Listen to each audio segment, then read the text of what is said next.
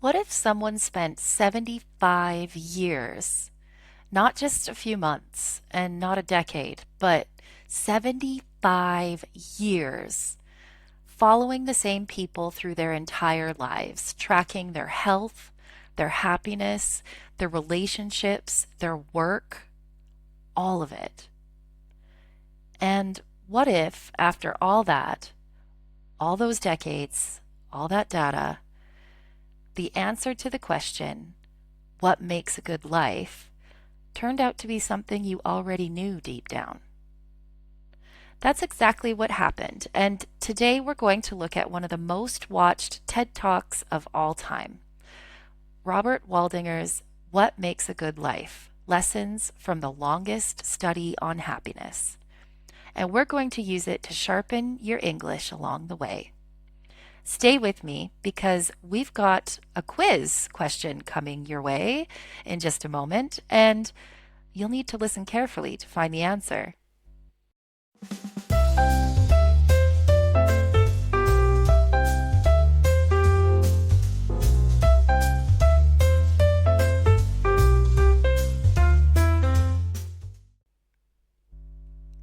Welcome back to No Borders English Studio. I'm Tara, and this is the place where we use real English, the kind you hear in talks, podcasts, films, and conversations to help you grow as a speaker, a listener, and a thinker. Today's lesson is based on a TED Talk that has been watched over 20 million times. It's delivered by a Harvard psychiatrist named Robert Waldinger, who is the director of something called the Harvard Study of Adult Development, the longest scientific study about adult life ever conducted. As we go through this lesson, we're going to summarize and analyze the key ideas from the talk. We'll look at some really useful vocabulary and expressions. They're both B1, B2, and more advanced C1 level. And at the very end, we'll do a full vocabulary review so everything sticks. And before we go any further, here is your quiz question. Listen for the answer as we go through the lesson. Your quiz question is, according to the Harvard study, what was a better predictor of a healthy old age? A person's cholesterol levels at 50 or the quality of their relationships at 50? Keep that question in the back of your mind. The answer is in the talk and in this lesson. So let's get into it. So Robert Waldinger opens his talk with a powerful question, one that all of us have probably asked ourselves at some point. If you were going to invest now in your future best self, where would you put your time and your energy? It's a brilliant opening because it's personal. It pulls you in immediately, and then he does something clever. He tells us what most people would answer. He mentions a survey of millennials. Millennials are people born roughly between 1981 and 1996. The results were striking.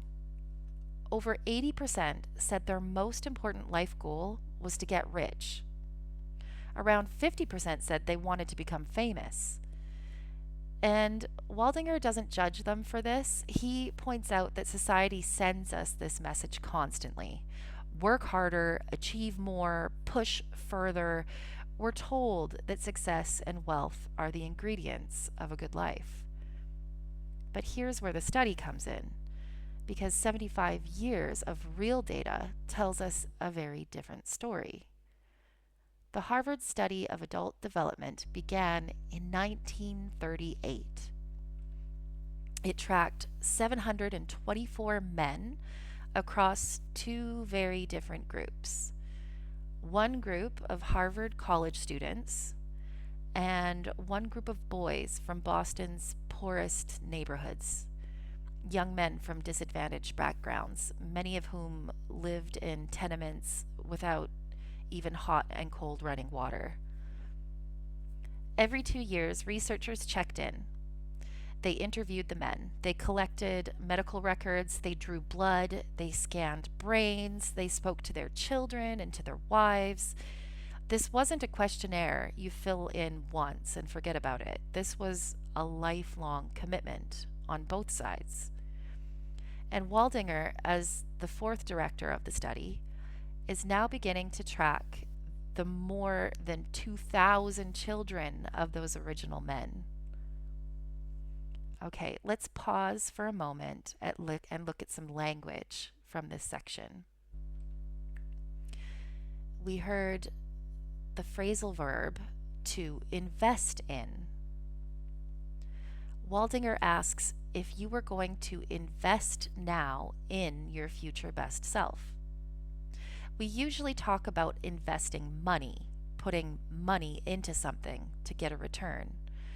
But here, Waldinger uses it to talk about time and energy. You can invest in a relationship, invest in your health, invest in your skills. For example, she invested years of hard work into building her career. We heard the word striking. The survey results were striking, meaning surprising, impressive, or very noticeable. Something striking catches your attention because it stands out. For example, the difference between the two groups was striking. A third one, we heard lean into. This is a phrasal verb or expression. Waldinger uses this expression several times in his talk. We're constantly told to lean in to work. And later, the people who fared the best were the people who leaned into relationships. To lean into something means to commit to it fully, to embrace it, and to give it all your energy rather than pulling away. For example, instead of avoiding the difficult conversations, she decided to lean into it. We also heard the word disadvantaged. This is an adjective. The boys from Boston came from disadvantaged backgrounds, meaning they lacked resources, they lacked opportunities, and they lacked social advantages that others had. It's a more formal and respectful way of describing poverty or inequality. For example, the program was designed to support students from disadvantaged communities. Longitudinal study. This is a noun phrase. This is the kind of study the Harvard team conducted.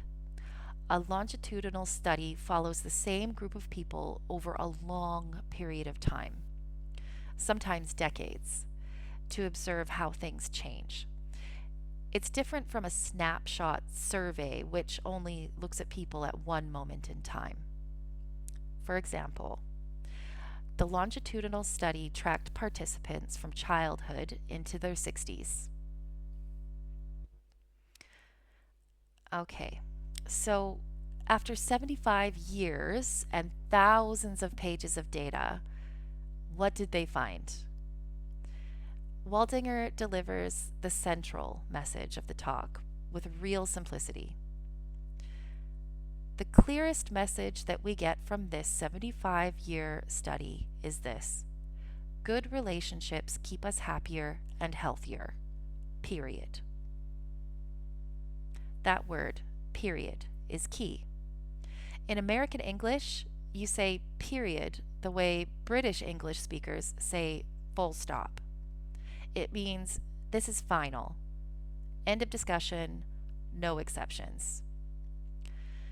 And then Waldinger breaks the findings down into 3 big lessons.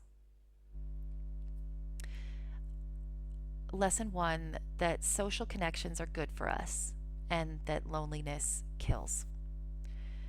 People who are more connected to family, to friends, to community, they're happier, physically healthier, and they live longer. The research is clear on this.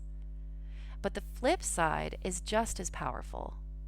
Loneliness is toxic. People who are more isolated than they want to be experience earlier health decline, faster brain deterioration, and shorter lives. Waldinger points out that at any given time, more than 1 in 5 Americans report feeling lonely. And here's something important, he says, something we should think about carefully. You can be lonely in a crowd, and you can be lonely in a marriage. This is really important insight. Loneliness isn't just about being physically alone. It's about feeling disconnected, even if you're surrounded by people. Lesson 2 is it's not the number of relationships, it's the quality. So the second lesson moves things deeper. It's not about how many friends you have or whether you're in a relationship. It's about how good those relationships are. Waldinger says that living with constant conflict is genuinely bad for your health, possibly even worse than getting a divorce. High conflict relationships without much warmth are damaging. On the other hand, warm, supportive relationships protect us, even physically. The research shows it shows this in a remarkable way. When they look at their participants at age 50, the people who were most satisfied in the relationships turned out to be the healthiest at age 80. Not the ones with the best cholesterol levels, and not the ones who went to the gym the most. The ones with the best relationships. There we go. I said the word right. Relationships. And there's something almost poetic about the next finding. Couples in their 80s were happily partnered. They reported that on days when they experienced physical pain, their mood stayed stable. But unhappily partnered people, physical pain was made worse by emotional pain on top of it. The body and the heart are not separate. So the third lesson was that good relationships protect the brain too. The third lesson might be the most surprising. Good relationships don't just protect the body, they protect the brain as well. People who felt they could truly count on their partner, who had that sense of security and trust, had sharper memories for longer. And people who couldn't count on their partner showed earlier memory decline. And here's the part that really struck me. Waldinger says those good relationships don't have to be perfect. Some of the couples in the study bickered every single day. But as long as they felt they could rely on each other when it truly mattered, when the going got tough, those arguments didn't damage their memory or their health. Okay, so let's take a moment to look at some more vocabulary. You heard the word toxic. Toxic is an adjective. Waldinger says the experience of loneliness is toxic. Originally, a scientific word meaning poisonous. In this case, it's used much more broadly to describe anything that's damaging, harmful, or destructive to well-being. For example, the atmosphere in that workplace is toxic. Nobody wants to stay. We also heard an expression, at any given time. This means at any particular moment or at any point in time. It's a useful phrase for talking about statistics or general truths. For example, at any given time, millions of people around the world are learning English. We also heard the word buffer. Buffer is a verb. Waldinger says good relationships seem to buffer us from some of the difficulties of getting old. To buffer means to protect against something, to reduce the impact of something negative. It's like a cushion between you and a blow. For example, having savings can buffer you against financial stress. Count on. Count on is a phrasal verb.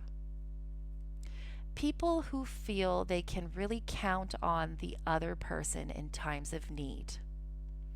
To count on someone means to rely on them, to trust that they will be there for you. For example, you can always count on her. She never lets anyone down. We heard the word bicker. Bicker is a verb that means to argue about small, unimportant things repeatedly. It's not a serious fight, it's more like persistent, low-level squabbling. The word has a slightly playful tone. For example, the two brothers bickered constantly about whose turn it was to do the dishes. We also heard the idiom, when the going gets tough. This is a well-known English expression meaning when a situation becomes difficult or challenging. The full saying is actually when the going gets tough, the tough get going, meaning strong people rise to the challenge. But Waldinger uses just the first part. For example, real relationships reveal themselves when the going gets tough. By this point in the talk, Waldinger has made his case. Good relationships equal healthier, happier, longer life. It sounds simple. So why don't we all just do it? He addresses this directly and honestly. He says this wisdom is, in his words, as old as the hills. It's not new. Philosophers, grandparents, poets, they've all been saying versions of this for centuries. And yet we keep chasing the wrong things. We keep believing that one more promotion, one more achievement, one more purchase will be the thing that finally makes us happy. Why? Because, says Waldinger, we're human. We want a quick fix. We want something simple, something we can get and be done with. But relationships are messy. They're complicated. Taking care of our connections with family and friends, it isn't glamorous. It doesn't come with a certificate or a salary. It's lifelong. It never ends. He also makes a lovely observation about retirement. The people in the study who were the happiest in retirement, they weren't the ones who had saved the most money or achieved the most. They were the ones who had actively worked to replace workmates with new playmates. They found new social connections to fill the gap that work had left. And then he turns it around on the audience, on us. He says, so what about you? Let's say you're 25 or you're 40 or you're 60. What might leaning into relationships even look like? His suggestions are simple, almost embarrassingly simple. Things like replacing screen time with people time, doing something new together with a partner to liven up a stale relationship, reaching out to a family member you haven't spoken to in years because family feuds, he says, take a terrible toll on the people who hold grudges.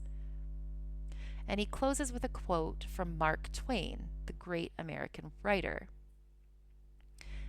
There isn't time, so brief is life, for bickerings, apologies, heartburnings, callings to account. There is only time for loving, and but an instant, so to speak, for that. And then Waldinger's own final line, one of the most quietly powerful closing lines in TED Talk history. The good life is built with good relationships. So let's look at some more vocabulary and expressions. As old as the hills.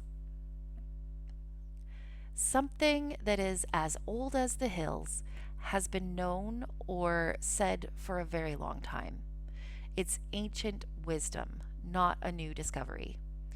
Hills are one of the oldest things on earth, so the expression captures something timeless.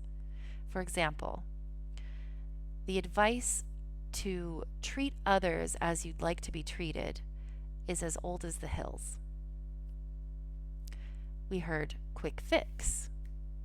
A quick fix is a fast, easy solution to a problem, but usually one that doesn't last or doesn't address the real cause. Waldinger says we're always looking for a quick fix to happiness. For example, there's no quick fix for loneliness. It takes time and effort to build real connections. We heard the word stale. Stale is an adjective. Waldinger suggests livening up a stale relationship. Stale literally means old bread or air that's gone flat and lost its freshness. When used about a relationship or a situation, it means it's becoming boring, repetitive, or lacking energy. For example, after years of doing the same thing, their routine had become stale. We just heard liven up. This is a phrasal verb. To liven up means to make something more interesting, energetic, or fun. So it's the opposite of stale or dull. For example, we tried to liven up the meeting with a short icebreaker activity. Take a toll on. This is an expression. When something takes a toll on you, it has a serious negative effect. It wears you down over time. Waldinger says family feuds take a terrible toll on people who hold grudges. For example, years of stress had taken a toll on his health. And we just heard hold a grudge. This is another expression. To hold a grudge means to stay angry with someone for a long time over something that happened in the past. To refuse to forgive or move on. For example, she held a grudge against her old friend for years after the argument. Now, I want to take a moment to connect this to something personal, to you, and to the reason that you're here learning English. Waldinger's research tells us that the quality of our relationships is the single biggest factor in a happy, healthy life. And here's the thing. Language is the bridge in relationships. When you speak English with more confidence, more fluency, more accuracy, you are literally expanding the world of people you can connect with. You can reach colleagues, friends, partners, communities that would otherwise have been closed to you. You can travel, you can work, you can study, and belong in places where you might have felt like an outsider before. Is learning English the secret to a good life? No, the research is clear on that. Relationships are. But language? Language is one of the most powerful tools we have for building those relationships, for saying what we mean, for being truly understood. So every lesson that you show up for, every new word you learn, every awkward sentence you push through, you're not just learning grammar. You're building your capacity to connect. And I think that matters. Now, I promised you an answer to your quiz question. So, what was that question again? Maybe we've forgotten it by now. The question was, according to the Harvard study, what was a better predictor of a healthy old age? A person's cholesterol levels at 50 or the quality of their relationships at 50? And now, even if you forgot the question, you can probably still answer the question. The answer is the quality of their relationships. Waldinger says clearly, it wasn't their middle age cholesterol levels that predicted how they were going to grow old. It was how satisfied they were in their relationships. The people who were most satisfied in the relationships at age 50 were the healthiest at age 80. Did you get it?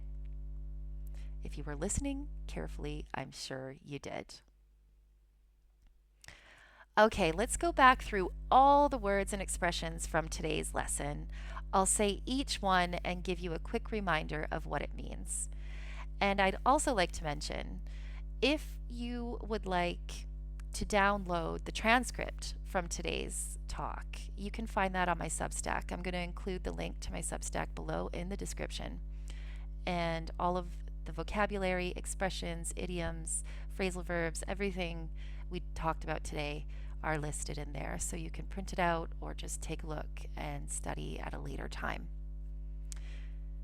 So, number 1, to invest in, to give your time, energy, or money to something because you believe it will benefit you later. Number 2, striking, noticeably impressive or surprising. It stands out.